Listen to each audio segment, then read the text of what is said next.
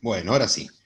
14 de julio, estamos 23 de Tammuz, y bueno, hoy es Día de la Bastilla. No sé si alguno nació en Francia, fue a Francia, pero es el Día de la Bastilla. Vamos a empezar el Agus, primer perdón, shiur. Sí, Adri. ¿podrás compartir el material? Así lo descargo en la compu y le desconecto internet a la compu, porque si no, no me andan. Y leer en el celu se me complica un toquecín. Bueno, entonces ya te... A ver. Bueno, ahora mientras voy Gracias. presentando, voy haciéndolo de fondo, no te preocupes. Dale. Entonces, primer shiur, estamos, de Talmud. Hoy vamos a empezar a meternos en este mundo extraño, medio loco, que es el Talmud. Les voy a contar por qué elegí hacer las cosas como las vamos a hacer hoy. Y es que hoy vamos a trabajar todo lo que me hubiese gustado a mí en un primer acercamiento con el Talmud cuando yo estudié por primera vez algo sobre Talmud. ¿Sí?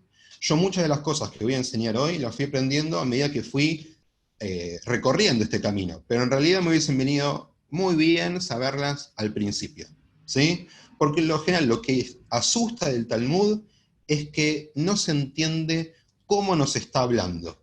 No es que no se entiende el idioma nada más, porque la Torah también está en otro idioma y de alguna forma solemos interpretarla y entenderla. Tampoco es el mensaje, porque en la mayoría de los casos el mensaje del Talmud tiene su lógica y no son contenidos imposibles de entender. Es quizás la forma en cómo ese mensaje nos llega. ¿Por qué? Porque el Talmud es un libro muy complejo, con un montón de variantes, y hoy vamos a ir desentrañándolas una por una. ¿Está bien? Quiero escuchar primero de ustedes, así con dos palabritas. ¿Qué los motiva a estar a las 8 menos 20 estudiando Talmud con un tal Eliezer? ¿Cómo llegaron acá? Por vos, porque sos un gran maestro, gran didacta, y me parece que Mm, ya a esta altura del partido es interesante que yo entienda, que no entiendo nada del Talmud.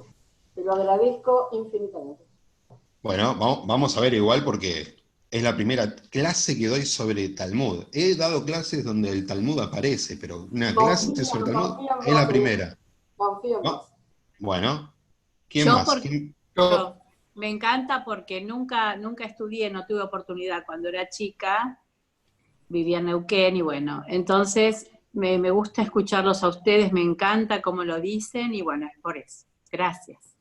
Ok, ¿quién más? Bueno, yo Eh, voy a decir que ni de chica ni de grande tuve la oportunidad que ustedes me están dando en este momento. ¿Quién más? Me parece que tenemos mucha suerte que ya nos lo das digerido por lo por lo que estás diciendo, que ya lo venís triturando y armando y entendido, y eso es una gran cosa, porque me pasó que las veces que intenté estudiar en otros momentos de mi vida esto, sí, no es fácil el abordaje. Y vos me preguntás por qué hasta ahora y porque confío en que va a ser bueno. Está muy bien, está muy bien. Osvaldo, eh, ¿querías decir? sí, sí, bueno, llegué primero por Ori, obviamente. Y alguna vez traté de leer hace muchos años algo de Talmud solo, obviamente, y digamos, no le encontré el significado bien profundo que digamos que merecía. Obviamente hay que ambientarse. Y otro tema, tanto la Torah como el Talmud son nuestras raíces. Y justo coincide el tiempo, en realidad llegué más temprano y, digamos, bienvenido, digamos, el conocimiento de nuestras raíces. Bien, bien, bien. Bueno, antes decíamos, por ejemplo, que la filosofía es en un buen vino, ¿sí? Que nosotros elegimos. El Talmud es la birra, la cerveza de las 7:30, ¿sí? Esto es para acomodarse, ponerse bien cómodo, porque de verdad en el Talmud vamos a encontrar discusiones de todo tipo. Esas discusiones que aparecen cuando dos personas se juntan a tomar bueno, se juntaban en una época normal, a tomar una cerveza en alguna esquina de algún barrio de Buenos Aires o de cualquier otra ciudad. ¿Está bien? Eh, es loco porque uno puede encontrar una traducción del Talmud, ahora no significa que uno entienda lo que está diciendo. Y es ahí donde vamos a apuntar. ¿Ok? ¿Alguien quiere decir algo más antes de empezar? ¿Nadia? Dale. Esto es regla general. Desmutéense solos, acá es una clase abierta. Ok, que llegué al curso por un tema de crecimiento espiritual. Muy bien. Bueno, el Talmud habla de todo, en realidad. El Talmud nos habla de cómo ir al baño, nos habla de cómo rezar, nos habla de la figura divina, nos habla de cómo solucionar un robo, nos habla de cómo mantener una relación con el gobierno, ¿sí? Nos habla prácticamente de todo, cómo ponernos tefilín, ¿sí? Nosotros vamos a ir estudiando, no haciendo foco en el contenido, como decía antes, sino haciendo foco en la lógica talmúdica. De a poquito vamos a ir construyendo una cartuchera de herramientas, ¿sí? Esto no es un camino que van a solucionar, van a recorrer solamente en 4 encuentros, como va a ser en este caso, sino que yo les voy a dar algunas herramientas para empezar a meterse, para empezar a descubrir, ¿sí? Porque hay algunas cosas generales que a veces al no saberlas, uno se pone a estudiar el Talmud y parece como que no está llegando a nada, no sabe ni siquiera realmente qué es lo que están discutiendo. Vamos a meternos en lo que nos convoca hoy. Vuelvo a decir, todo lo que voy a presentar hoy ya está subido a la carpeta, ¿sí? Así que lo único que tienen que hacer es acceder a ello. Hágame con el dedo, así, si todos pueden ver bien. ¿Se ve? ¿Sí? Perfecto. Bueno. De vuelta, yo me fijo que todos estén muteados en gran parte del shiur, pero ustedes saben que pueden desmutearse cuando quieran. Introducción al Talmud Babli. Acá ya tenemos algo importante. Vamos a estudiar específicamente sobre el Talmud Babilonia, Talmud Babli. ¿Por qué? Primero, porque es el que más difusión tiene en el mundo judío, porque es el que más alajot, el que más leyes le ha otorgado la tradición rabínica, y además porque es el más rico. Si bien no todas las discusiones que conocemos aparecen en el Babli, sino también en el otro Talmud, en el Talmud Yerushalmi, entre paréntesis, el Talmud Yerushalmi no es de Jerusalén, ¿sí? Sabemos que es israelí, pero no es jerosalimitano, ¿está bien? Es un nombre generalizado que se le puso. Así como el Talmud Babli, digamos que Babel ya no existía, más o menos, para cuando se editó el Talmud. Ahora vamos a hablar un poquito al respecto. Y dice, para no perderse tanto, porque la realidad es que si uno se va a querer meter en el Talmud y no se quiere perder, bueno, no te subas. ¿Sí? Es como que ver una película de terror y no asustarte. Digo, básicamente la ves porque te asustás. Y básicamente nos metemos al Talmud porque un poquito nos queremos perder. Y hay 3 palabras que vamos a tratar de dilucidar juntos, Mishnah, Gemara y Talmud, porque son las 3 palabras que más escuchamos en todo este contexto, pero que no necesariamente sabemos qué significan y no necesariamente sabemos qué diferencias hay entre una y otra. ¿Ok? Vayamos metiéndonos de a poquito. ¿Qué es la Mishnah? Porque para entender el Talmud hay que entender la Mishnah. ¿Qué es la Mishnah? Puse conjunto de escritos de la ley oral, Torah Shebe'al-Peh, compilado al final del siglo II de nuestra era. Salvo algunas excepciones, está escrita en hebreo. Y en total hay 6 Sedarim que contienen 63 más sextos. Está todo muy lindo, pero también esto puede ser un chino. Vayamos explicando algo interesante. Primero, la tradición judía se compone por 2 núcleos fundamentales: la Torah Shebichtav y la Torah Shebe'al-Peh. La Torah escrita y la Torah oral. Es una relación simbiótica. No podemos entender el judaísmo de hoy sin una y sin la otra. Es un error sacarle la Torah al judaísmo, el Tanaj, que es la Torah escrita, como también es un error hoy sacar la Torah oral al judaísmo. Porque sería mentira decir que vivimos en un judaísmo bíblico. Vivimos un judaísmo rabínico, con todas las cosas buenas y malas que tiene. Pero claramente nuestro judaísmo fue fundado y está basado en las enseñanzas de la Mishnah y el Talmud, ¿sí? Ahora, la Mishnah es una compilación de enseñanzas que, según la tradición, provienen desde Moshe Rabbeinu, desde el Har Sinai, desde la entrega de la Torá, pero que no fueron escritas hasta el final del siglo II. ¿Por qué? Porque no estaba permitido, lo único que tenía que estar como escrito era la Torá escrita, Torá, Nevim y Tuvim, lo que conocemos como Tanaj. La Mishnah era pasada generación tras generación de forma oral. ¿Ok? Volvamos un cachito entonces. En la Mishnah encontramos muchísimo en hibrit. Un hibrit muy lindo además. Es un hibrit que tiene, es muy lindo el hibrit para poder estudiarse, ¿sí? De hecho, es un hibrit a veces más lindo que el de la Torá, ¿sí? Porque es muy parecido al hibrit que hablamos hoy, en muchos sentidos, y casi que no hay expresiones arameo. Las hay, no son ínfimas, las hay, pero en su mayoría la Mishnah está escrita en hebreo. Y la Mishnah es 100% una obra eretz israelí. Fue escrita, compilada en la tierra de Israel. En su generalidad, la Mishnah está dividida en 6 órdenes, ¿sí? Como en 6 unidades temáticas grandes que se llaman cada uno Sedarim, Seder, orden. Cada orden, cada Seder está dividido en Masechtot o Masejet en singular, un tratado, ¿sí? Por ejemplo, el Masejet Avot es el tratado de Avot, ¿sí? Que lo conocemos mejor como el Pirkei Avot. Cada Masejet está dividido en Perakim, en capítulos, y cada capítulo, cada Perek está dividido en Mishnayot, en cláusulas. Ahora fíjense, Mishnah se le llama tanto a la obra general como a cada cláusula que compone cada uno de los capítulos de cada parte de la Mishnah. Es muy probable que a lo largo de todo este primer encuentro, por lo menos, quizás a lo largo de los 4, yo los vaya perdiendo con algunos comentarios o conceptos que vaya diciendo. Vuelvo a decir que los micrófonos se desmutean cuando ustedes quieran para preguntar, ¿sí? Justo ayer estamos estudiando en el shiur de Pirkei Avot una Mishnah que dice que el tímido no aprende. Así que, sin timidez acá. Se desmutean, preguntan y se sacan esa duda que si no, les va a carcomer la cabeza durante el resto de la semana. ¿Por qué les digo que la Mishnah es importante? ¿Sí? Porque estos 6 sedarim, estos órdenes, son aquellos que va a venir a comentar el Talmud. El Talmud habla en base a lo que se escribe en la Mishnah, ¿sí? Los 6 órdenes tienen que ver con 6 grandes unidades temáticas, dije antes. Zeraim, Moed, Nashim, Nezikim, Kodashim, Tohorot.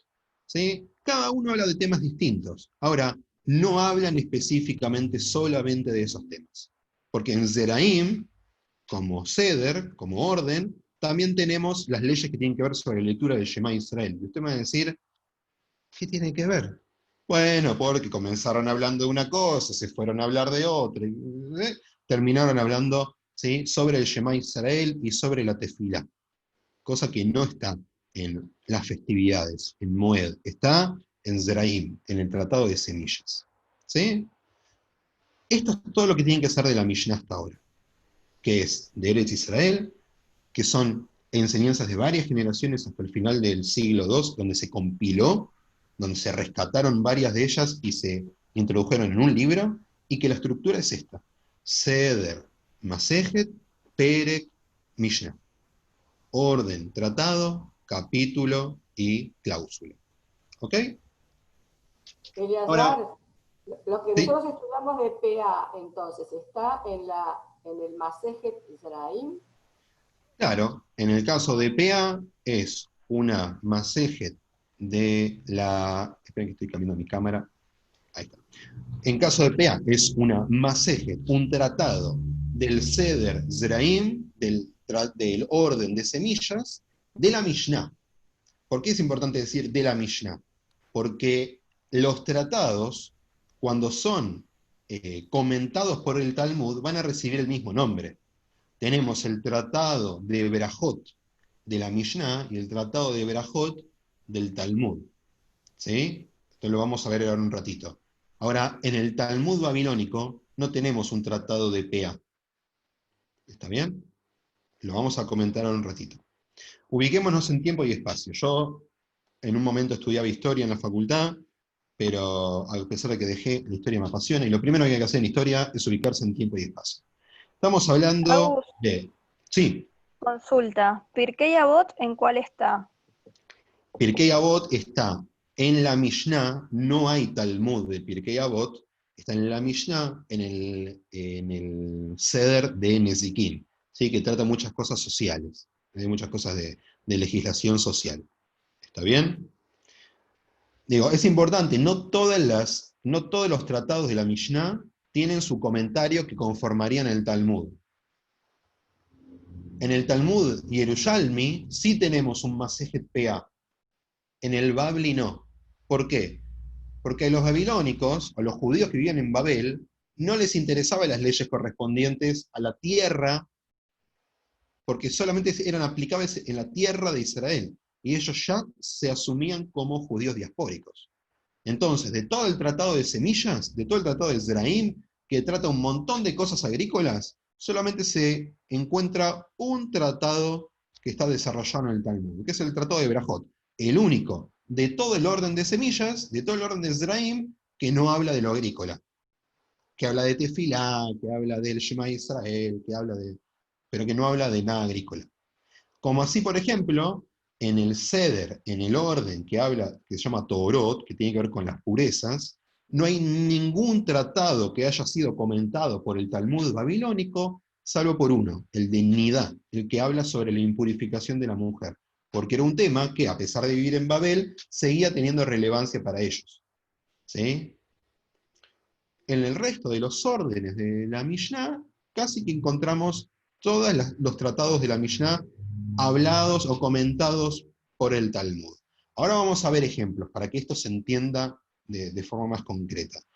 Cuando digo ubiquémonos en tiempo y espacio, tenemos que pensar, primero estamos en nuestra era, estamos en estos siglos que contamos desde el siglo I después de la era común para este lado. ¿Sí?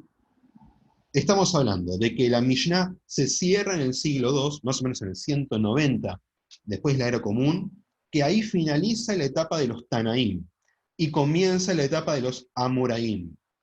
Y acá tenemos dos expresiones que están en arameo, ¿sí? Un Taná y una Amorá son expresiones arameizadas. Ahora las vamos a trabajar. ¿Hasta dónde se da el cierre del Talmud? Más o menos en el siglo VI. ¿Sí? Depende a quién sigamos, no va a decir que siglo VI, siglo VII, algunos incluso van a estirar más, ¿sí? Porque ¿cómo hacemos para decir, bueno, esto está dentro y esto no? Bueno, en un momento hay que marcar un corte. Ahora, cuando tenemos que ubicarnos en espacio, y acá se ve muy chiquito, pero yo esto ya se los subí a la carpeta y lo van a poder abrir, lo van a poder hacer zoom, todo lo que quieran, están todas las ciudades o lugares de Babel, ¿sí? Donde estaban ubicados estos Amoraim, los sabios de la Gemara, del Talmud. ¿Ok? Principalmente resalté tres: Sura, Neardea y Pumbedita. Esos tres lugares eran los lugares donde estaban las academias más grandes, ¿sí? Donde se generó todo este conocimiento enorme, gigantesco. ¿Ok? Ahora, vamos a hacer un par de aclaraciones a partir de lo lingüístico. Porque antes dijimos, Mishnah, Gemara y Talmud. Ya aclaramos que es Mishnah, ¿sí? La palabra Mishnah tiene que ver con el verbo leshanem. Por ejemplo, si alguno tiene en la cabeza el Shema Israel, el Shema dice en un momento, Beshinantam le maneja, y les explicarás o les enseñarás a tus hijos. Leshanem, ¿sí? Es el mismo verbo que la palabra Mishnah. Cuando hablábamos de los Tanaim, ¿sí? O el Tana, el sabio de la época de la Mishnah, tenemos que entender una cosa. La letra Taf del hebreo, perdón, la letra Shin del hebreo, en arameo, a veces se transforma en letra Taf. ¿Sí? Entonces, la palabra Mishnah, con esa Shin, ¿sí? Mishnah, de repente lo encontramos como Taná. En vez de Shana, enseñó, Taná, enseñó. ¿Sí? Les voy a poner otro ejemplo que alguno lo va a saber ubicar. En el Ibrit tenemos la letra Zain, por ejemplo, de la palabra Zahab, oro. Dígame si conoce a alguien algún Dahab, algún sefaradí que haga buenos quipes. ¿Uno conoce algún Dahab? Si no conocen ningún Dahab, vayan a conocer porque por lo general son buena gente.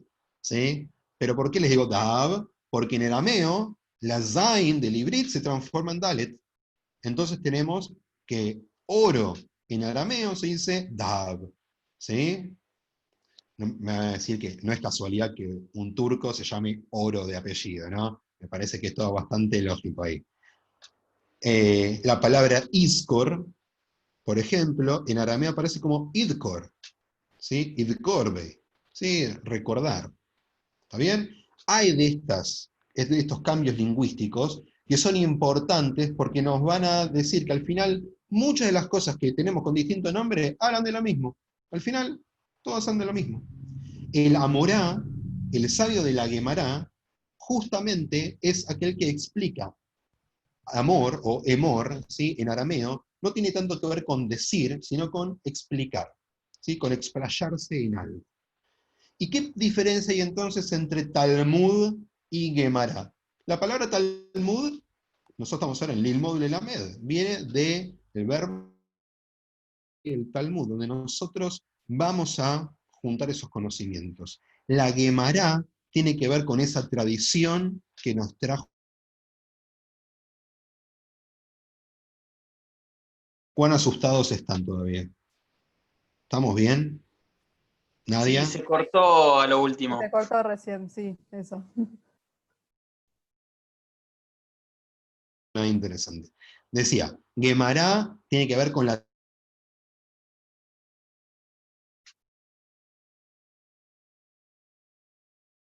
Se cortó de vuelta. Se corta, se corta. Bueno, a ver. Internet. Hoy anduvo mal internet. Acá en casa estaba esperando que todo se alinee para este momento, pero parece que no.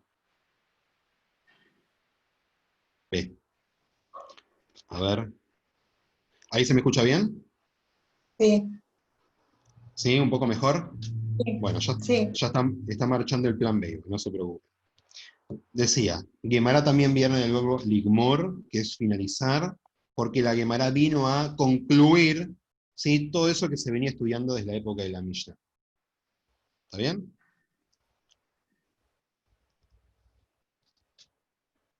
Ok, voy a cambiar de red, así intentamos que el problema no vuelva a aparecer. Ahí vamos. Bueno. Entonces, si tuviésemos que definir comentarios y discusiones a partir del texto de la Mishnah. La Mishnah es donde arranca la discusión. Ahora, les dije antes que el Talmud es la cerveza de las 7:30 de la tarde. No me van a decir que como ustedes se juntan con él a tomar una cerveza, del tema del que empezaron a hablar es el tema que guió toda la conversación hasta que se terminó la cerveza. No. O sea, siempre los temas van variando y van saltando, y probablemente no se acuerden del tema con el cual arrancaron. En el Talmud pasa lo mismo. Exactamente lo mismo.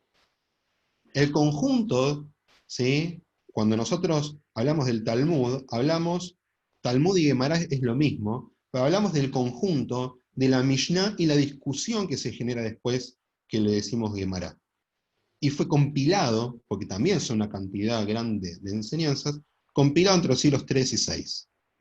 Está tanto en hebreo como en arameo, porque el arameo era la lengua franca de la época. ¿Sí? En la zona donde estamos hablando, era la lengua franca. Quizás alguno no sepa, es importante aclarar también, en Eretz Israel había un gobierno que en Babel no había. En la época del Talmud, territorialmente eran dos cosas distintas. Porque en Babel estábamos dentro de la órbita, ¿sí? Casi en el centro de lo que se llama el imperio persa sasánida. ¿Está bien? Que después, una vez que el Talmud se cierra y se compila, va a formar parte del imperio musulmán, ¿sí? Del imperio islámico.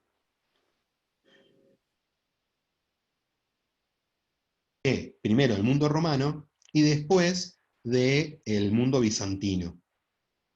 Por eso, la mayor de las influencias las vamos a tener del mundo babilónico, y no de Eretz Israel. ¿Sí? Paso más adelante. Rashi. ¿No dicen Rashi? El Rashi tiene que ver con la Torá. ¿Qué hace acá? Bueno, así como Rashi dedicó gran parte de su vida a comentar toda la Torá, también comentó todo el Talmud. Acá ya nos enamoramos de Rashi automáticamente. Rabbi Shlomo Yitzhaki, mejor conocido como Rashi, elaboró en el siglo XI, en Francia esto, un comentario al Talmud Babli que se encuentra en todas sus ediciones. No hay ninguna edición del Talmud babilónico que no tenga el comentario de Rashi. Por lo general, está escrito en una tipografía especial, que se la conoce como Octav Rashi, la letra de Rashi. ¿Sí? Como comentario aparte puse que el comentario siempre está del lado del lomo del libro. ¿Está bien? vamos a ver unos conceptos más. El primero es Tosefta, ¿sí? Porque yo les dije que la Gemara viene a comentar, discutir a partir de la Mishnah, pero arriba de la mesa de estos rabinos no había solamente Mishnah, también había lo que se llaman Beraitot.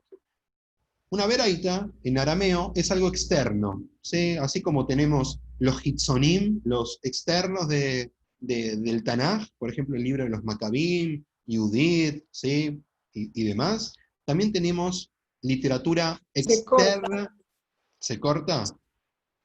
O sea, a mí se me cortó recién. O sea, el A ver, resto. a ver.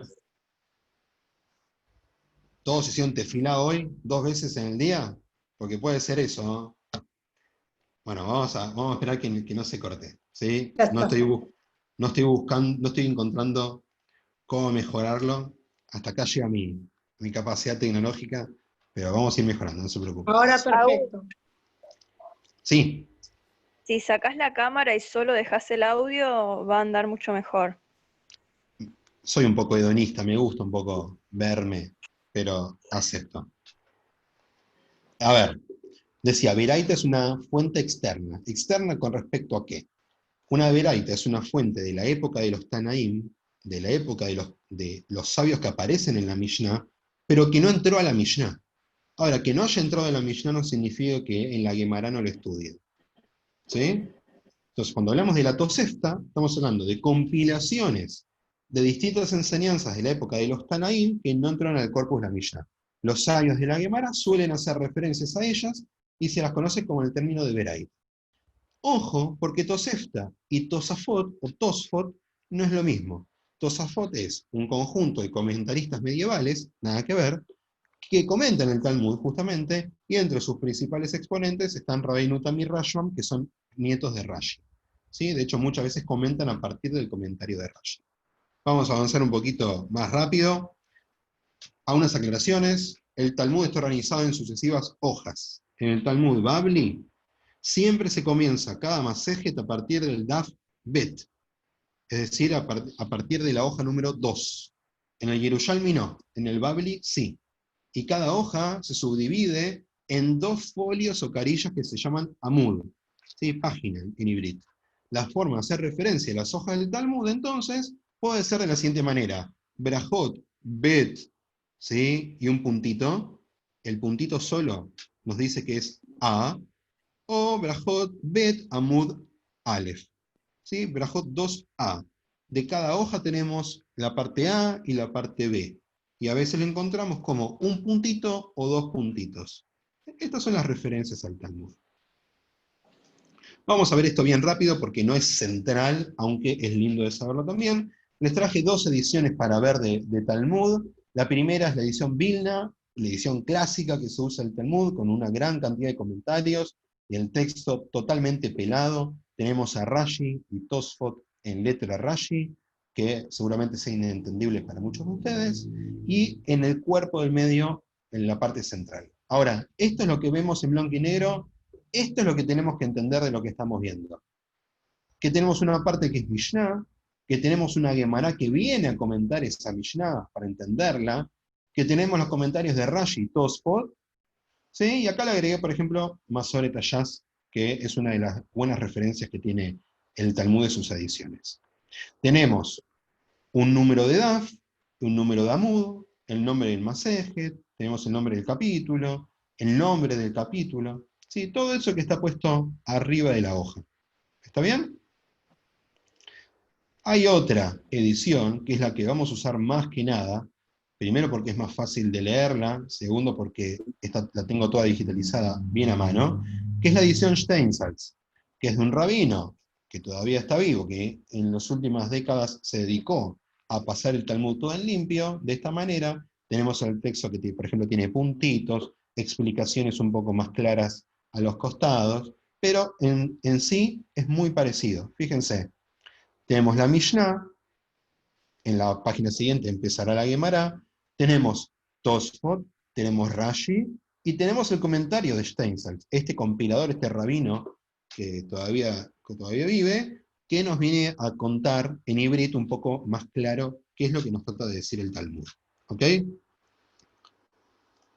Muy bien. Hasta acá, ¿cómo estamos? ¿Hay algo que no se haya entendido? ¿Algo que haya que aclarar? ¿Sí? Tengo una A ver, consultita. ¿la letra de Rashi es la letra que él escribía en esa letra o se escribe en otra letra para diferenciar que es él? No, creo que pasaron unos 400 años hasta que se creó la letra Rashi, desde la muerte de Rashi. ¿Sí? Tabet Rashi se lo conoce así porque sus comentarios se los identifica con esta tipografía para diferenciarla del resto del texto. ¿Sí? Ok, gracias. ¿Adri? Eliezer. Sí, Laura. Sí, Sí. Bueno, no, Adri primero, después hablo yo. bueno, gracias. Lo que dejaste en gris en las dos versiones, ¿qué son? ¿Comentarios secundarios?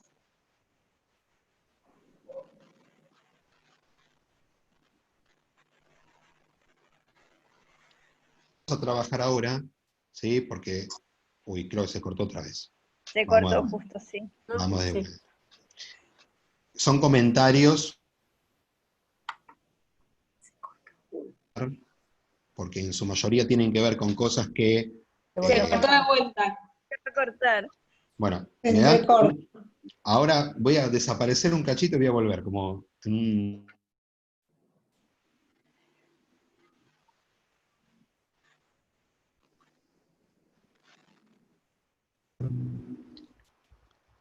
A ver ahora. ¿Cómo me Sí. escuchan ahora? ¿Mejor? Bien, Sí. bien, bien. ¿Sí? Bueno. Perdón. De todos los días que tenía que fallar internet, eligió justo hoy. No vamos a ver el resto de los comentarios. Son interesantes, por supuesto. De hecho, estudiar Talmud es estudiar todo, pero digo, hay que empezar por algo. Y vamos a empezar por conocer cómo se trabaja a partir de la Mishnah y la Gemara, y eventualmente un comentario de Rashi. ¿Sí? Lo que yo tengo como objetivo hoy es que ustedes puedan ver una hoja del Talmud y identificar dónde me dicen qué hoja estoy, si estoy del lado A, del lado B, cómo se llama el capítulo, cómo se llama el tratado, ¿se entiende? Digo, empecemos por un objetivo chico, ¿sí? Ahora vamos a empezar a trabajar en serio. Vamos a la segunda presentación del día de hoy, que también, por supuesto, está subida ya a la carpeta que van a recibir después. ¿No? Un cachito.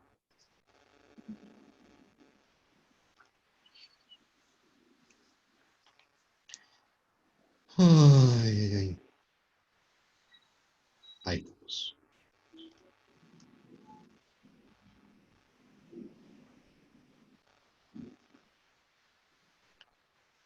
Muy bien. Vamos entonces con la presentación que vamos a trabajar ahora. En este primer shiur vamos a empezar a meternos en el tema que vamos a abordar. ¿Qué es lo que vamos a estudiar? Vamos a estudiar el final de Masejet Ta'anit. Ta'anit es un tratado que está en el Seder Moed, ¿sí? En la parte de festividades. Ta'anit no refiere a una festividad, de hecho, Ta'anit es un ayuno. Ta'anit empieza explicando las leyes relativas a los ayunos, a la caída de la lluvia, ¿sí? Esto lo podemos ver otro día, pero vamos a trabajar con casi la parte del final. Ta'anit llega hasta la hoja 31, ¿sí? Y nosotros vamos a empezar trabajando desde la hoja 28b, ¿sí? Más o menos desde la mitad, donde empieza hablando sobre la temática del 17 de Tammuz y el 9 de Av, que son fechas que estamos transitando, que tienen que ver con un periodo del año que se llama Bein Hametzarim, el periodo quizás más triste de todo el año, y vamos a ver cómo lo interpreta el Talmud, cómo lo explica. ¿Sí? Ok. Vamos a empezar. La idea es siempre conocer la Mishnah primero. No nos podemos meter en la Gemara si no conocemos la Mishnah. ¿Sí? Tenemos que saber a partir de qué están comentando. Entonces, voy a leer así bien rapidito la Mishnah en Ibrit. Alguno me ayuda después leyendo en castellano. ¿Sí? En Ibrit es así. Hamishat Barim Eru et Aboteinu Beshiva Asar Betamuz. Behamisha Betishabea. Beshiva Asar Betamuz Nishtabru Aluchot. Ubatal Atamid Beuká Air, Besaraf Apostomos et Torah, Behemid Tselem Beaihal. Betisha Beab, Nigzar a la Boteinu, Sheloi Kansua, la Aretz, Bejaraba Barishona u Ashnia. Benil Keda Beitar, Benijesha Air, Mishenichnas Ab, y Maatim Besimcha. ¿Sí? ¿Quién me ayuda leyendo un poquito en castellano? El que quiere se desmutea y empieza. Ahí voy. ¿Vale? 5 cosas le sucedieron a nuestros padres el 17 de Tammuz y 5 cosas el 9 de Av. El 17 de Tammuz fueron rotas las tablas, se anuló el Talmid, los muros de la ciudad sufrieron una brecha, Apóstomos prendió fuego a la Torá y estableció ídolos en el templo. El 9 de Av se decretó que nuestros padres no entrarían a la tierra. Se destruyó el primer Beit Hamikdash y el segundo. Betar fue capturado y la ciudad fue arrasada. Cuando entra Av, disminuye la alegría. Muy bien. Muchas gracias, Silvio. Bueno, acá tenemos una Mishnah. Esto es una cláusula del capítulo 4, ¿sí? Fíjense la referencia, Mishnah Tanit 4.6. Capítulo 4, Mishnah número 6. Ahora está claro que no se entiende todo lo que dice. Y a veces lo más lindo del Talmud es que nos suma preguntas que nosotros ni se nos ocurrieron. O sea, no solo no se nos ocurren las respuestas, a veces ni se nos ocurren las preguntas. ¿Sí? Vamos a ver qué es lo primero que analiza la Gemara a partir de esta Mishnah. ¿Sí? El objetivo de lo que vamos a hacer ahora es leer e ir interpretando, ir entendiendo lo que va diciendo, y después vamos a ir a la hoja del Talmud y vamos a leerlo por completo, a ver si lo podemos plasmar. ¿Se entiende? Voy a empezar leyendo yo. Y dice así. Hamishah barim iru et aboteinu beshiva asar betamuz jule. Nishtabru aluchot menalan de Tania beshisha lechodesh nitun aseret adibrot de Israel. Rabbi Yossi Omer beshivabo. Man de amar beshisha nitnu beshiva ala Moshe. Man de amar beshiva nitnu beshiva ala Moshe. El texto no tiene puntuación, el texto no tiene exclamaciones, no tiene nada. Y al mismo tiempo, el Talmud está lleno de palabras que conocemos como milot mafteach, son palabras como llave, porque son códigos. Uno ve determinadas palabras en el Talmud y automáticamente las tiene que traducir por un concepto, una forma de dialogar dentro del Talmud. ¿Quién me ayuda leyendo en castellano esta primera parte? Leo. Dale. Leo. Estoy desmuteado así. Sí. 5 cosas le sucedieron a nuestros padres en 17 de Tammuz. Fueron rotas las tablas. ¿Cómo sabemos esto? Como dice en una veraita. En el 6º día del mes de Sivan fueron entregadas las tablas de la ley a Israel. Rabbi Yossi dice, en el 7º día, para quien dijo que fueron entregadas el 6º día, el 6º fueron entregadas y el 7º ascendió Moshe, para quien dice que fue en el 7º fueron entregadas y el 7º ascendió Moshe. Ok. Esto es lógica talmúdica a pleno. Vamos a tratar de desentrañar esto. Primero, como tienen que comentar la Mishnah, van a traer el pedacito de Mishnah que quieren que estudiemos. Estos 2 puntos que ven acá arriba, el primer renglón, son justamente los que nos dicen hasta acá va la cita de la Mishnah que estamos haciendo. Y las 2 palabras que vienen después, Nishtabru aluchot, son la parte de esa parte que seleccionaron que tienen que explicar. ¿Cómo sabemos? ¿Sí? Nos dicen Nishtabru aluchot. La pregunta es, Menalan, ¿cómo sabemos que el 17 de Tammuz fueron destruidas las tablas de la ley? Porque en la Torah no dice eso. Entonces dice de Tania. Tania, además de ser un nombre de mujer, es también, por ejemplo, el nombre de una obra jasídica del siglo XVIII. Esto no es el Tania que estamos leyendo. Tania, en este caso, tiene que ver con una enseñanza. es lo que nos enseñó un Tana, lo que nos enseñó un sabio de la época de la Mishnah, pero que no está en la Mishnah. Por eso es una veraita, como dice la traducción. Hay una veraita, ¿sí? Nos traen los sabios del Talmud, dice, hay una veraita que nosotros conocemos, que dice que el 6º día del mes fueron entregadas las tablas de la ley de Israel. Y que en esa veraita, Rabbi Yossi se opuso a esa primera opinión, y él opinó que fue el 7, no el 6. ¿Sí? A partir del cálculo que él hizo. Entonces, ¿qué es lo que nos viene a decir la Gemara? Nos dice, mande a Amar. Bueno, para el que piensa que el 6 fueron entregadas y el 7º día del mes de Sivan, Moshe subió al monte Sinaí.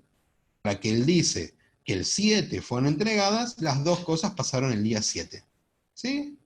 Esta es una estructura talmúdica clásica. Fíjense cómo la ordené acá.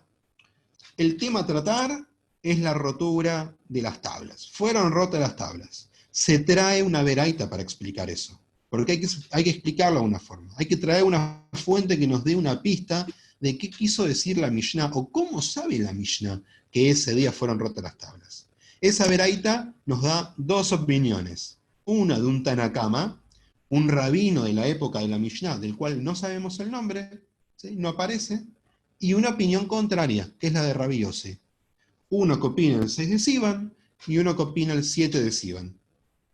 Y la resolución de esta veraita es que para quien piense que fue el 6 fueron entregadas las tablas, y el 7 subió Moshe. Y para quien piensa que fue el 7 fueron entregadas las tablas, y el 7 ascendió Moshe al Ar Sinai.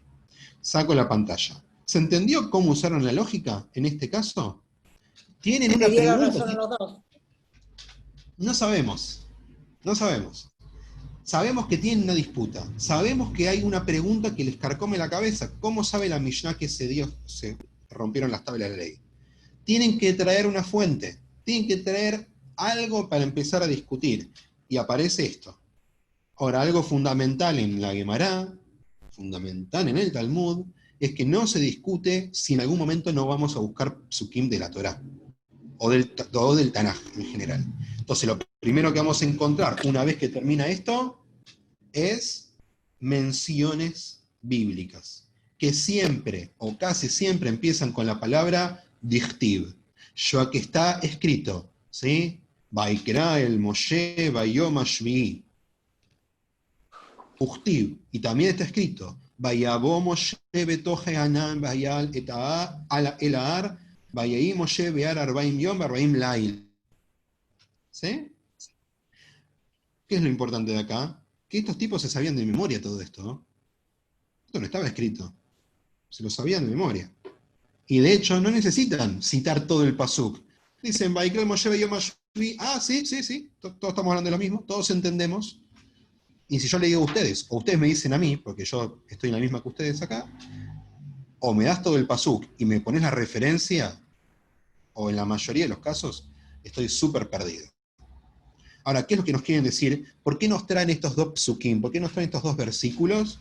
Dice, Esim be'arba'a de Sivan, be'shitzar de Tamus melu leu arbaín. Dice, como está escrito, y llamó Moshe en el 7º día, Shmot 24:16, al final de Parashat Mishpatim. Entonces sabemos que es el 7º día. Y está escrito también, Moshe ingresó a la nube y ascendió al monte. Moshe estuvo en el monte 40 días y 40 noches. Entonces, ¿qué sabemos a partir de esos psukim? Que fue en el 7º día, ¿sí? Sabemos que estamos en el mes de Sivan. Sabemos que fue en el 7º día, y ahí sabemos que ese día subió al monte, y ahí estuvo, ¿cuánto tiempo? 40 días y 40 noches, que es como la cantidad de tiempo necesaria para que se cumpla un ciclo de algo. ¿Está bien? El número 40 es muy interesante. ¿Para qué deducen de esto los sabios del Talmud? Dicen, Esim be'arba'a de Sivan. Si contamos el 7, significa que con 24 días más del mes de Sivan, Beshitzar de Tamuz, y 16, Shitzar, Shes es Sheshesre, ¿sí? La Taf de Shit, ¿sí? Es una Shin. Shish, Shesh, Sar, Esre, ¿sí? El 16, o mejor dicho, los primeros 16 días del mes de Tammuz, sumados a los 24 días que faltaban de Sivan, dan 40 días, completan 40 días. Esta es la lógica que usan. De esta forma nos explicaron cómo Moshe, si sabemos qué día subió, sabemos qué día bajó por primera vez. ¿Sí? Preguntas, comentarios, acuérdense que cuando quieran, ¿eh? Escúchame, Eliezer, ¿Sí? ¿esta es la primera vez que sube Moshe o la segunda? Esta es la primera. Porque Moshe sube dos veces, una cuando viene y rompe, y después vuelve a subir. Según Rashi son 3 veces, igual, pero eso es para otro día, Golde. Según Rashi son 3 veces, él las identifica como 3. Pero estamos hablando sí o sí de la primera, porque lo que ve, cuando va a romper las tablas, cuando baja por primera vez, cuando ve el becerro. Vamos a ver lo que dice acá. Vamos a ver lo que dice. Sí. Eliezer, acá también está la Reisha y la Seifa como en la Mishnah. Reish y Seifa se le dice a las secciones de cada parte. Por lo general, cuando hablamos de una hoja del Talmud, las hojas del Talmud, que son choclazos, ¿sí? son largas, por lo general, para ubicar en dónde está lo que estamos leyendo, se le dice Reisha, Seifa o Metziata, en el medio. ¿Sí? Okay. Gracias. Fijemos cómo resuelven esto entonces los Jajamim. Shivsar, Betamuz, el 17, Shivsar, Shevesre, ¿sí? Del arameo al hibrid. Shivsar Betamuz, el 17 de Tamuz, Najet Ata Betabrinu Lelujot. Najet y Arad bajó, Ata, que no significa vos, Ata tiene que ver con Yabó. Vino, ¿sí? Que Moshe bajó, vino hasta el campamento, Betabrinu, ¿sí? Y las rompió. Fíjense, en hibrid es lishbor, ¿sí? Romper. En arameo cambiamos la shin por la taf y nos queda el shoresh, la raíz, taf, bet, reish. ¿Sí? Les digo para reforzar otra vez la idea de que las palabras en arameo siguen esta que se llama Hilufei Otiot, el intercambio de letras. Uchtiv está escrito, ¿sí? Y trae nuevamente de la Torah, pero de otro lugar, Vayika Sherkadav el Amahané, Vayirá et Aegel, Vayishlach miyadav et alujot, Vayishvar otam tajatar. ¿Cómo cierra esta primera parte? Dice que está escrito, que sucedió que cuando se acercó al campamento y vio el becerro, ahí puse 3 puntitos suspensivos porque omiten una parte del versículo, omiten una parte del pasuk que no viene al caso, y dice, y arrojó de sus manos las tablas y las rompió debajo del monte. ¿Se entiende? Todo cierra. Todo lo que trataron de demostrar cerró de una forma bien cuadradita. ¿Sí? Veamos rápido lo que sigue, así no nos estiramos un montonazo. Batala Tamid Gmara. Fíjense, antes tuvimos 5 o 6 frases, varios renglones tratando de entender por qué sabemos que se rompieron las tablas el 17 de Tammuz. Ahora, ¿por qué se anuló el Korban Tamid? Que ahora vamos a comentar. La respuesta es Gemara. Esto lo aprendimos así. Esto lo aprendimos así de nuestros padres. ¿Sí? Es la tradición que traemos de antes. 2 palabritas sobre esto. ¿Qué significa Tamid? A eso voy a explicar ahora. El tamid en hibrid es siempre, pero el tamid era el korban, el sacrificio que se hacía todos los días en el Beit HaMikdash. Se lo hacía a la mañana y se lo hacía a la tarde. De hecho aparece en la mención al final de Parashat Pinjas, que fue ahora, ¿sí? Que dice Tamid Baboker Ubein Arbaim, ¿sí? En ese periodo de tiempo a la tarde. Cuando se destruyó el Beit HaMikdash y se anularon los korbanot, el Korban Tamid se transformó en las 2 tefilot que conocemos como Shaharit y Minja. ¿Sí? Ahora, ¿cuándo sucedió esto de que se anuló el Tamid? Bueno, acá hay que ir a otros libros y aprender que cuando fue el sitio Jerusalén, es impresionante, los romanos todavía le daban en sitio, durante el sitio. O sea, la ciudad estaba rodeada del ejército romano en la Primera Gran Guerra, y los romanos le daban corderos a a los Yehudim para que hagan el Korban Tamid. ¿Sí? Ahora en un momento dijeron, no les damos más, y se anuló el Tamid. Esta fue una decisión drástica. ¿Por qué? Porque el Tamid era la base de la ritualidad en el templo, porque era el Korban que se hacía todos los días. ¿Sí? Entonces es claramente un símbolo de tristeza, que se anule el Tamid. Ukair, ¿sí? Los muros de la ciudad fueron derrumbados. La primera brecha de la ciudad fue el 17 de Tammuz. Dice, Beyud Zain Abba, fue el 17, ¿sí? Beachtiv. ¿Y acaso no está escrito? Bajó de Yarrebi Betishal Jodesh, Bijazeka Raab Air, Uchtiv, Batrei, Betuka Air. ¿Qué significa esto? Nos traen dos psukim ahora, pero no de los profetas, del profeta Irmiau. ¿Por qué? Porque saben que el profeta que fue contemporáneo de la destrucción del primer Beit HaMikdash fue Irmiau Naví, fue el profeta Irmiau. Y fíjense lo que dice. En el cuarto mes estamos, según la Torá, que empieza en Nisan, cuarto mes estamos, en el noveno día, no el 17, el noveno día, se endureció la hambruna de la ciudad. Y dice, Uchtiv Batrei. Batrei es después, o al final, ¿sí? Uchtiv Batrei, y derrumbaron los muros de la ciudad. Entonces dice, si un pasuk después, fíjense en las referencias de los psukim, si en el pasuk número 6 nos dice que era 9 de Tammuz, y que había hambre, y en el pasuk número 7 dice que se derrumbaron las murallas de la ciudad, nos está diciendo que las murallas de la ciudad se derrumbaron el 9 del mes, no el 17. ¿Sí? Esta es la lógica que usan. Entonces, tenemos acá la primera mención de una murá, de un rabino de la época de la Guemará, un grande de su época, Raba, que tenía su propia academia en la ciudad de Sura, si no me equivoco. Sí, creo que en Sura. Entonces se llama Raba Lakashia. No se preocupen, muchachos, esto no es difícil, acá no hay una contradicción. Kan Barishoná, Kan Bashniá. Unos nos están hablando del primer Beit HaMikdash y unos nos están hablando del segundo Beit HaMikdash. ¿Sí? Cuando leemos lo de Irmiau, que fue el 9, nos dice que fue el primer Beit HaMikdash. Cuando vemos en la Mishnah, que fue el 17 de Tammuz, que los muros de la ciudad fueron atravesados, eso fue el segundo Beit HaMikdash. De Tania, esta palabra que ya la hemos visto, nos dice una veraita, hay una fuente tanaítica que nos dice, Barishonauka Air Batishá Betamuz, Bashniá Beshiva Asarbo. Hay una veraita que ya decía esto, que esto ya se sabía, era una enseñanza que ya daba vueltas por las academias en la época de los Tanaim en Eretz Israel. ¿Qué es la enseñanza? Que en el primer Beit HaMikdash fue el 9, pero en el segundo Beit HaMikdash fue el 17. ¿Sí? De esta forma Raba viene a solucionar algo que medio que nos puso incómodos, porque aparentemente hay una contradicción. Esa aparente contradicción la conocemos como kashia. Kashé en híbrido es algo difícil. ¿Sí?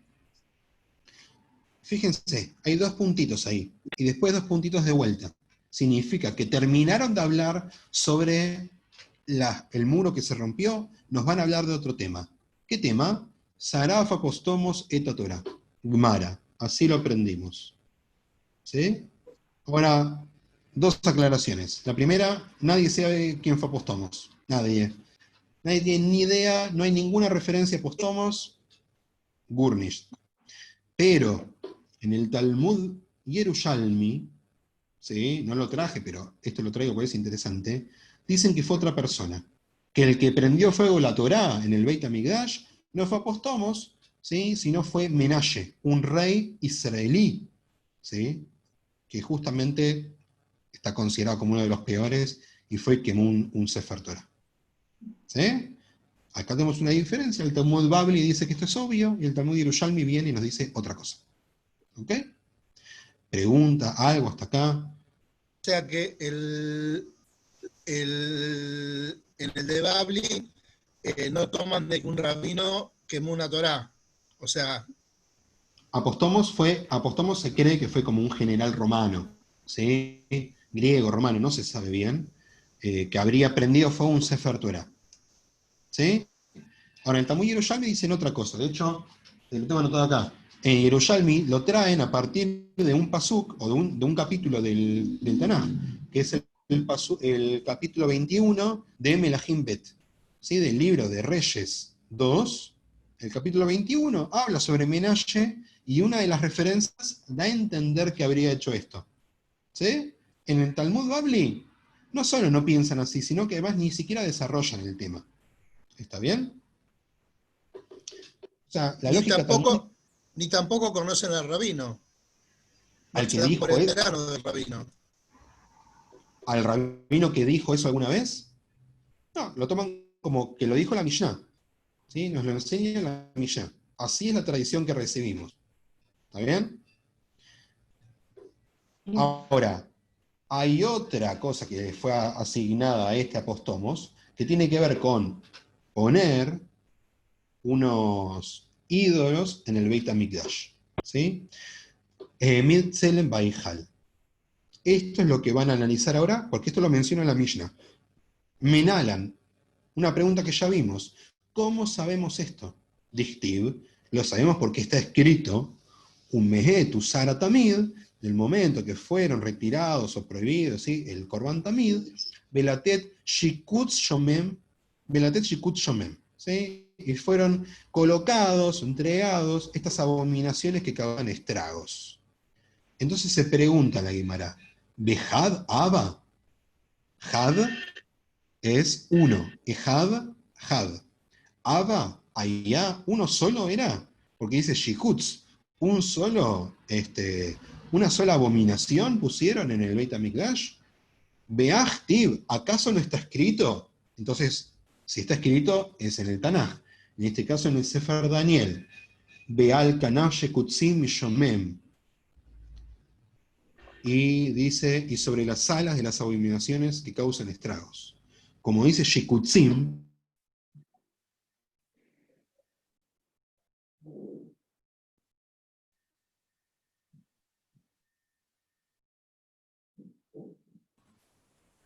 Eliezer, sin audio. Sí.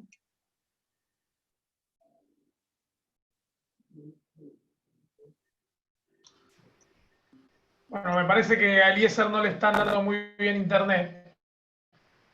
Pero le vamos a dar la oportunidad de que vuelva en 30 segundos. Si no, termino de resolver yo esta hoja de Talmud. Total, lo tengo acá a mano por las dudas.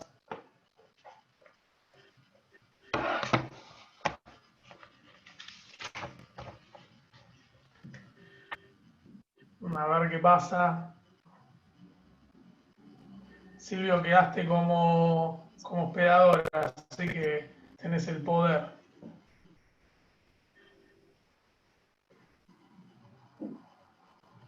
Está, ahí volvió.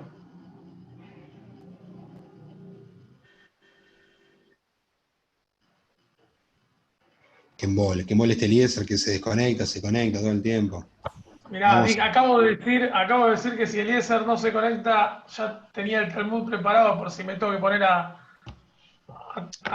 hacer algo yo. Bueno, no sé si decir, ¿zafaste vos o si zafó la gente? Zafé. Vamos a terminar esto así, vamos a cenar, ¿sí? Entonces, ¿cómo dice esto? Amarraba, Raba explica, Terei Abu, fueron dos, Benafal Hadal Jabrei, Betabrei Lei Lidei, que uno se cayó sobre el otro y le rompió una mano, Beshtakaj de Haba, y encontraron algo que decía, y acá puse 29a porque la hoja termina, y pasa al siguiente que dice, Antzabe de Lejarubei, Beita Yade Hashlemat Lei. Encontraron una frase que decía, ¿querés destruir el templo? Yo te he dado tu mano. Es el caso más ilustrativo que se le puede ocurrir a una persona de alguien que le da una mano a otro. ¿Sí? En este caso, un ídolo que le da la mano al otro, ¿para qué? Para ayudarlo a destruir el templo. ¿Sí? Así es como lo explican. Hasta acá llegamos con la explicación de la Guemará. Quiero que... Otra vez se congeló. Te congelaste, ¿no? Sí, son los romanos. Sí. hay que argumentarlo, hay que presentar fuentes para esto. Te Tania, congelaste recién, Agus. bueno, me doy una chance más, porque ya me embola a mí mismo. Si no, saben que esto está subido y creo que está bien explicado, así que de última lo podemos ver en otro momento. ¿Sí? Les voy a dejar esto así, no vale la pena que perdamos tiempo con esto porque ya estamos muy sobre la hora y se me está cortando demasiado internet. Sí, lo fundamental, lo siguiente, acá les pido un cachitito. A ver, ahí estamos. Cuando nosotros vamos al Talmud y tratamos de organizar todas estas ideas, el Talmud, que antes nos parecía un choclazo de palabras inentendibles, empieza a tomar un poco de sentido. Recién nosotros lo que hicimos fue estudiar una suguía, una unidad temática, ¿sí?, del Talmud, de la Gemara. Esto fue lo que estudiamos. Fíjense. Betishá B'Av Nigzar, perdón.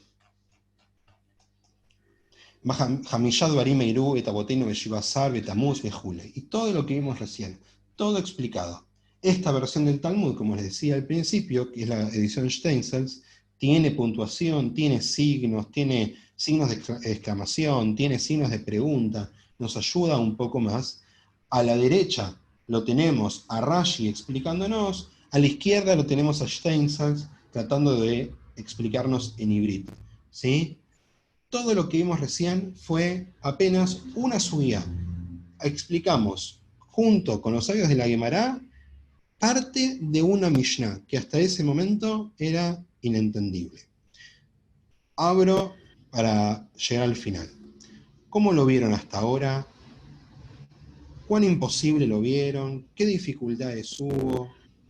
¿Cómo se sienten expectativa, realidad? Adelante. Voy a volver a escuchar todo otra vez, más despacio. Y voy a volver a escuchar todo otra vez porque es difícil, pero bueno, no importa. Pero es difícil, pero se va entendiendo. Se cuesta. A mí me está costando un montón, pero más o menos lo voy cazando. Coincido con... Lo bueno es el cuadro sinóptico de cómo arranca, porque si no, siempre nos pasa lo mismo. Está escrito en el Talmud y dice esto, pero no lo llegás a conformar. ¿Saben cuántas veces nos pasó estudiar un Talmud con los chicos, con Ori, con Benja, con quien sea? Algo del principio lo entendimos mal, creímos haberlo entendido, y todo lo que viene después es un pantano, hasta que de repente volvés atrás, te diste cuenta que esa letra que pasaste por alto significaba otra cosa, y todo lo que viene después significa exactamente lo contrario. Esto también es Talmud. Si fuese fácil, no sería cosa de un solo día, sería cosa de un solo día. Justamente porque la gente se toma toda la vida estudiando Talmud, es porque justamente es una fuente difícil, pero no imposible. No imposible. ¿Sí? Una pregunta. ¿Sí? Cuando ustedes hacen cuando hacen el final de su carrera y toman los exámenes, por ejemplo en Israel, cuando tienen que hacer preguntas sobre qué Talmud trabajan, ¿sobre el del Vilma o el sobre este? Mira, te voy a ser sincero. Todos te dicen hay que estudiar de Vilna. Y la mayoría de los rabinos que conocemos nosotros estudian de Steinsaltz. ¿Sí? Nosotros venimos comprando con los chicos muchas ediciones de que se llama ArtScroll. ArtScroll trae la hoja de Vilna y del otro lado todas explicaciones. Todas explicaciones, lo desarma, lo desmenuza por completo. Pero al mismo tiempo uno puede ir estudiando de la hoja de Vilna completa para no desfamiliarizarse. Porque esos comentarios, Adri, al principio, que los tapé en gris, también son importantes. También hay que llegar a ese nivel de profundidad. ¿Sí? Un rabino, cuando le hace el Beit Din para terminar su carrera, tiene que rendir un tratado talmúdico entero. ¿Sí? Se estudia un tratado talmúdico entero. Conozco una sola persona, no sé si el Rab Rubén o Uri conoce otro, una sola persona conozco que ha presentado o estudiado un tratado del Talmud Yerushalmi. ¿Sí? Todo el resto rinden tratados del Talmud Bavli porque es mucho más accesible principalmente. Pero ustedes cuando se reciben tienen la obligación de estudiar todos los tratados. Y nos lleva una vida entera. ¿Saben? El Daf Yomi, esta de hacer una hoja por día de Talmud, no me llama mucho la atención, no me desvela, pero tarda 7 años y medio. Si cada día dedicas una hoja, lado A, lado B, y querés estudiar todo el Talmud, 7 años y medio. Y estudiar una hoja por día no es tan fácil como suena. No. ¿Sí? Yo puedo estar para una hoja por día 3 horas. Tus maestros o tu profesor, no sé cómo se dice, te dan la posibilidad que cada uno de ustedes elija un tratado para después rendir en el final de la carrera. Cada uno elige. Sí, cada uno elige. Cada uno elige. Yo, por suerte, este tratado de Tanait ya lo tengo leído. Tanit, pero ya lo tengo leído, así que voy a avanzar. Una preguntita. Por supuesto. Cuando vos dijiste las 5 cosas que ocurrieron el 17 de Tammuz y entre el 9 de Av, lo último que mencionaste es que Tar fue capturada. Eso lo vamos a ver más adelante. ¿sí? Vamos a ver, sí, como dije. Lo vamos a ver, eso lo explica la Mishnah más adelante. Como la Gemara viene explicando parte por parte, primero explicaron lo de 17 de Tammuz. A partir de la próxima van a explicar cosas de Tisha B'Av. ¿Sí? Bien. Y como les dije... Otra pregunta. ¿Puedo hacer otra? Hablaste de la edición de Vilna, Europa. ¿En qué siglo más o menos fue aproximadamente esa edición? Porque de ahí nacieron muchos rabinos. Siglo XVI, si no me equivoco. 1500. Sí, que no es raro que aparezca casi de forma contemporánea con Gutenberg. ¿Sí? La imprenta. Claro. Pero lo que les iba a decir es, no esperen un desarrollo del Talmud tan cuadradito como hoy. Hoy explicaron una cosa, siguieron por la otra, siguieron por la otra, siguieron por la otra. No nos trajeron ningún cuento, no nos trajeron nada que le pasó a alguien que parece a lo que acabaron de decir, pero quiero otra cosa. Hoy fue cuadradito, hoy fue un buen shiur. ¿Está bien? Claro, pero bueno. No sé que se va a complicar más. Lo que vos enseñaste hoy del 17 de Tammuz, solamente va a aparecer en ese tratado. No vas a encontrar en los otros 5 el mismo tema. No, solamente en ese. No, ojo. Los tratados talmúdicos no tienen temáticas únicas. Esto no lo dije, es bastante importante. Podemos tener referencias a la destrucción del Beit HaMikdash en un tratado que nos habla de otra cosa totalmente distinta. ¿Sí? Como tenemos referencias, por ejemplo, la discusión entre Rabbi Yossi y el resto de los Jajamim sobre la entrega de la Torá, está también en el tratado de Shabbat y en el tratado de Yoma. ¿Sí? Nada que ver. Porque lo traen a partir de discusiones distintas. No piensen que los tratados tienen temáticas únicas. Se van por las ramas, como nos pasa a todos todo el tiempo. ¿Sí? Bueno, este primer encuentro con la cerveza de las 7:30, al principio la cerveza no gusta mucho, parece como media amarga, pero después siempre tenemos una en la heladera. Así vamos a terminar. ¿Está bien? Gente, que tengan una linda noche. Acuérdense que tengas una linda noche, muy bueno, 10 puntos. Muy bueno. Nos vemos. Gracias. Besos.